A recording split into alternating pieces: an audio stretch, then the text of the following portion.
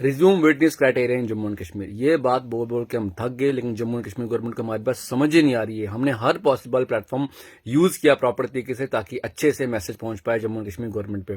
Proper तरीके से documentation की, पीसफुल प्रोटेस्ट किए, स्ट्राइकिंग की, local as well as national media पे बात रखी, ताकि प्रॉपर मैसेज आए जम्मू एंड कश्मीर गवर्नमेंट के पास कि ये डिमांड बहुत जेन्युइन है और ये सॉल्व होना चाहिए। लेकिन हमें उनकी तरफ से क्या सुनने को मिलता है? सिर्फ एक लाइन कि इशू जेन्युइन है, ये सॉल्व होना चाहिए। लेकिन कब होगा सॉल्व? कौन करेगा सॉल्व?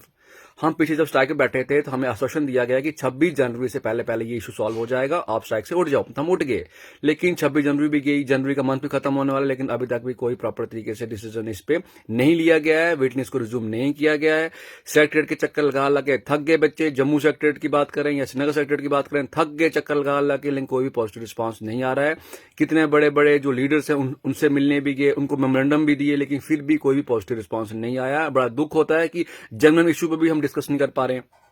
तो ये मुद्दा कोई एक घर से जुड़ा मुद्दा नहीं है, किसी एक फैमिली से जुड़ा हुआ मुद्दा नहीं है, किसी एक बंदे से जुड़ा मुद्दा नहीं है। ये मुद्दा जम्मू एंड कश्मीर के हर फैमिली से जुड़ा मुद्दा है, और ये कोई अभी वाली जनरेशन से जुड़ा मुद्दा नहीं है। सिर्फ ये जो कमिंग जनरेशन आएगी, जो कमिंग एस्पिरेंट्स आएंगे, उनसे जुड़ा हुआ मुद्दा भी है, क्योंकि वेटिंग लिस्ट बहुत जरूरी है। क्योंकि आजकल के टाइम में होता है क्या कि एक बच्चा 5-6 एग्जाम में बैठ जाता है, फॉर्म भर देता है, और कभी कभी होता है ऐसा भी है जो अच्छे बच्चे मेहनत कर रहे हैं वो 3-4 एग्जाम को क्वालिफाई भी कर जाते हैं, लेकिन जाएंगे तो सिर्फ एक ही एग्जाम में ना, बाकी एग्जाम में तो वो बाकी वैकेंसी को तो छोड़ दिएंगे, मतलब खाली रह जाएंगे। तो उन्हीं वैकेंसीज को फिल करने के लिए तो वेटलिस्ट होती थी। जब वेटलिस्ट आप लोगों ने खत्म ही कर दी है तो कैसे वो वैकेंसीज फिल होंगी? एक तो आपने एम्प्लॉयमेंट भी प्रॉपर तरीके से नहीं दी, वैकेंसीज खाली छोड़ दी, और एक तरफ आपने पब्लिक हरासमेंट भी बढ़ा दी, क्योंकि इंप्लॉयज जहां चाहिए थे ऑफिस में वो भी पूरी तरह से नहीं होंगे, और इंप्लॉयज पे भी काफी ज्यादा हरासमेंट हो जाएगी जो ऑलरेडी इंप्लॉय हैं, क्योंकि जो काम 3-4 लोगों ने करना था वो एक आदमी को करना पड़ जाना है। तो कहीं ना कहीं प्रॉपर तरीके से तो मैनेजमेंट नहीं हो रहा है ना ग्राउंड लेवल पे। तो हम यही चाहते हैं कि प्लीज इस ओर देखा जाए, और रिक्वेस्ट करना चाहते हैं फिर से एडमिनिस्ट्रेशन से, लीडर से, कि प्लीज इस इशू को आप प्रायोरिटी पे लो और इस इशू को सॉल्व करने की पूरी कोशिश करो।